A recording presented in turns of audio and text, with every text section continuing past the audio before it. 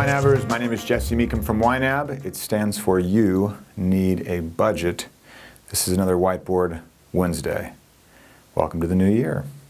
You need a budget at the beginning of the year, but you need that budget to stay for the entire year. And really, it's just a matter of just trying and trying and trying again. I want to talk more broadly about New Year's resolutions and how to resolve, how to be resolute with those resolutions.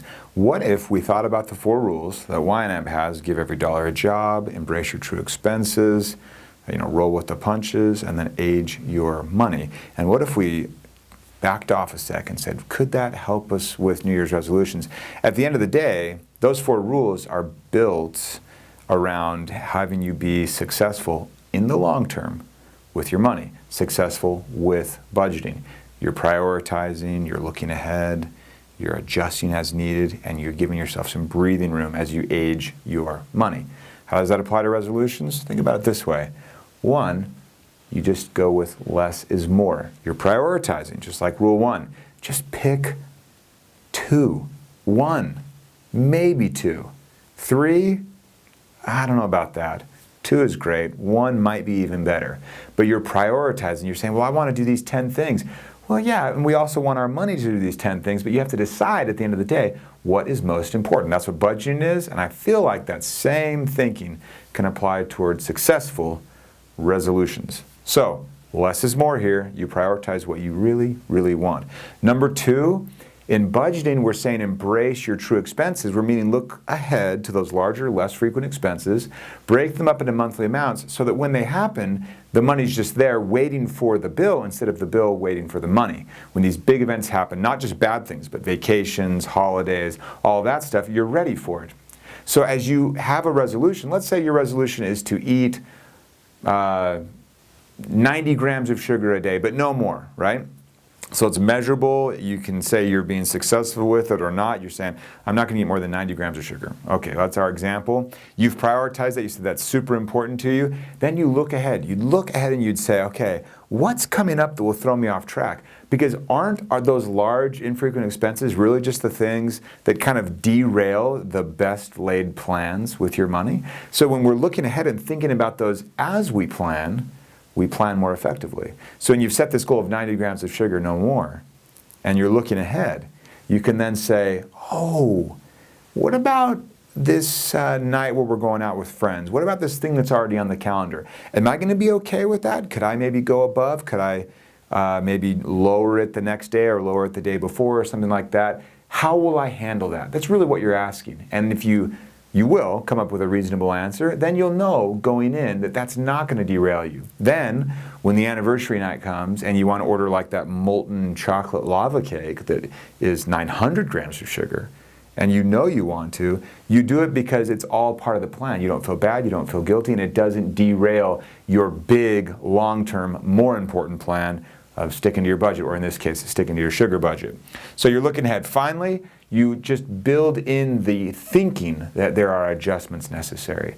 You could say things like, okay, I went to 95, so today I'll be down to 85, 5 over, I'll be 5 under. Or you could not be so meticulous about those adjustments and just kind of shrug it off and say, you know what, life happens. I forgot about my son's birthday and that chocolate cake looked really, really good. So there are those situations where life will happen, and we know this with budgeting, and it'll throw you off. If you can set that resolution, just knowing that adjustments are not failures, that missing a day here or there is not a failure, then your mind can be right and kind of poised for, again, that longer term success. We don't want you to be perfect for a week, fall off the wagon, and then fail for another 51 weeks. We want you to be imperfect, but still far improved over those last 51 weeks, right? So it's more important to stick with the process than it is to hit perfection. Finally, rule 4, thinking about aging your money, with the idea of a New Year's resolution, you could also think about building in breathing room. You might say it's 90 grams of sugar, or you might give yourself a range to work with. Maybe you say it's 80 to 100. That way you don't feel so uptight, so stressed about that just being right on the line, right? And with our money, we do the same thing. When we have a scenario where we're just right on the edge financially, it stresses us out, we think about it way too much, we think about it even when it doesn't add any value to be thinking about it, it's all consuming. And if you give yourself zero wiggle room, then you do set yourself up for just stressing. So we're saying here, just like with your money, give yourself some breathing room. Think about ranges instead of exact measurements, and I think you can be pretty successful in that way. When we're talking about aging your money, we're saying don't spend money that's any less than 30 days old. 60 might even be better, but we certainly aren't being so prescriptive to say like it's got to be 37. You know, that wouldn't work. Everyone would feel like they were failing, except for that one weird person that nails 37 days age of money. Anyway, thought we'd talk about that because I know a lot of you are setting New Year's resolutions. For YNAB here, I want to give a quick, just a shout out to our support team. It's awesome. Last year when we launched the new YNAB, our average response time, and I remember giving a Whiteboard Wednesday about this where I was sorry for how we were basically stumbling all over ourselves trying to offer support. We learned a ton over the last year. We staffed up.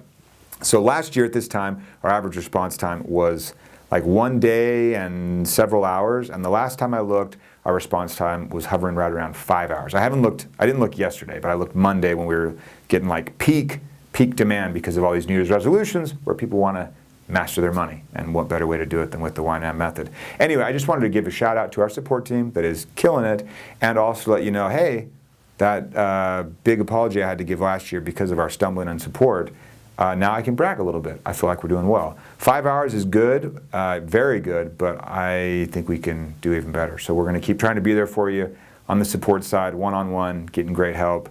If you have any questions at all, if you're feeling like you need someone just to send you a little smiley, we can do that too. Stick with it. You're in this for the long term, right? Don't worry about little hiccups here and there. Just stick with the process. It's great to have you guys with us here in 2017. It's going to be a great year. I will see you next week.